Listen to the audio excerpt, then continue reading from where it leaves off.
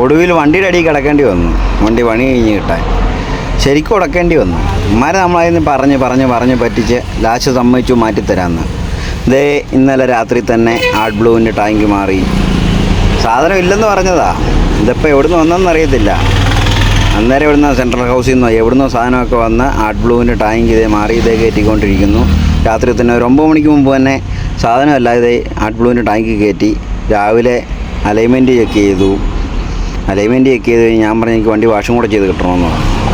പിന്നെ അന്നേരം അടുത്തത് വാഷിങ്ങിന് കയറ്റി. വാഷിങ്ങിന് കഴിഞ്ഞു. ഇതെല്ലാം നമ്മൾ വെറുതെ വേണ്ടാന്ന് വെച്ച് കഴിഞ്ഞാൽ ശരിയാകുകയല്ല. എല്ലാം കഴിഞ്ഞ് ഇതേ വണ്ടിയും കിട്ടി. പതുക്കെ ഇതേ അവിടുന്ന് ഇറക്കുന്നു. പണി കഴിഞ്ഞ് ഇറങ്ങി വരുന്ന വഴിയാണ്.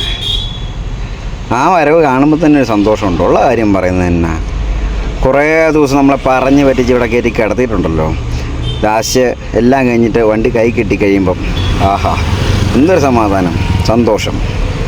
പിന്നെ ചെറുതായിട്ടൊന്ന് വള്ളി പിടിക്കേണ്ടി വന്നു. എന്നാൽ പോലും ഓക്കെ, സന്തോഷമായി. വണ്ടി കൈ കിട്ടി. ഞാനിതേ ഇറങ്ങുന്നു. അപ്പം താങ്ക് യു.